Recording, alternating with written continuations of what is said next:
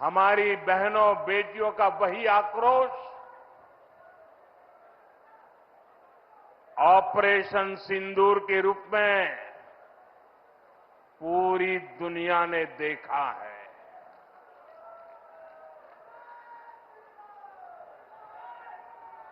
हमने पाकिस्तान में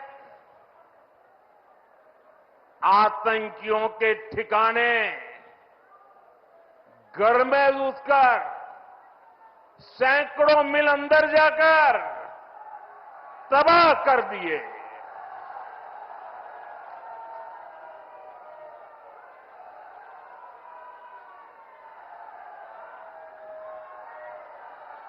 और हमारी सेना ने ऐसा पराक्रम किया कि पाकिस्तानी सेना को गिड़गिड़ाकर युद्ध रोकने की मांग करने पर मजबूर होना पड़ा।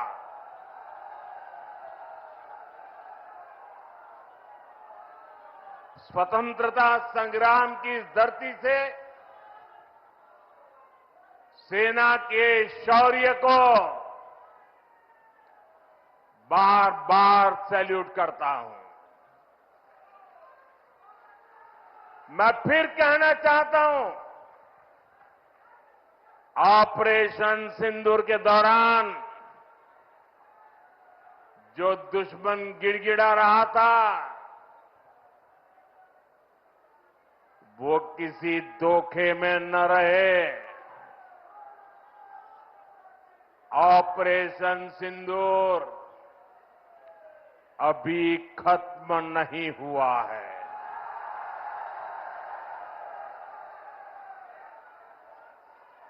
भारत ने आतंक के खिलाफ अपनी लड़ाई में 3 सूत्र स्पष्ट रूप से तय किए हैं। पहला, भारत हर आतंकी हमले का करारा जवाब देगा। उसका समय, जवाब देने का तरीका और जवाब देने की शर्तें हमारी सेनाएं खुद तय करेगी। दूसरा, भारत अब एटम बम की गीदड़ बप्पी से नहीं डरेगा।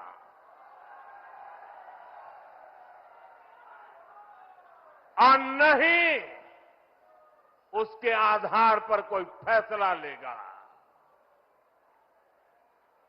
तीसरा, आतंक के आका और आतंकी सरपरस्त सरकार को भारत एक ही नजर से देखेगा। पाकिस्तान का स्टेट और नॉन स्टेट एक्टर ये अब खेल चलने वाला नहीं है। अगर मैं सीधी कानपुरिया में कहूं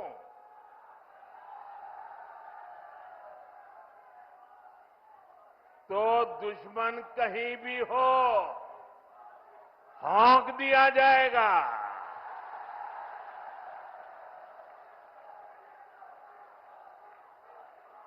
साथियों, ऑपरेशन सिंदूर में दुनिया ने भारत के स्वदेशी हथियारों और मेक इन इंडिया की ताकत भी देखी है। हमारे भारतीय हथियारों ने, ब्रह्मोस मिसाइल ने दुश्मन के घर में घुसकर तबाही मचाई। जहां टारगेट तय किया वहां धमाके किए। ये ताकत हमें आत्मनिर्भर भारत के संकल्प से मिली है। एक समय था जब भारत अपनी सैन्य जरूरतों के लिए, अपनी रक्षा के लिए दूसरे देशों पर निर्भर था। हमने उन हालातों को बदलने की शुरुआत की। भारत अपनी रक्षा जरूरतों के लिए आत्मनिर्भर हो,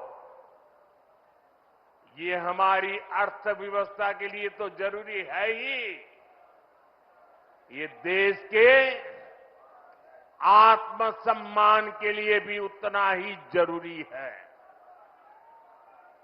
इसलिए हमने देश को उस निर्भरता से आजादी दिलाने के लिए आत्मनिर्भर भारत अभियान चलाया। और ये पूरे यूपी के लिए गर्व की बात है, वो डिफेंस सेक्टर में आत्मनिर्भरता में बड़ी भूमिका निभा रहा है। जैसे कानपुर में पुरानी ऑर्डिनेंस फैक्ट्री है, वैसी 7 ऑर्डिनेंस फैक्ट्रियों को हमने बड़ी आधुनिक कंपनियों में बदल दिया है।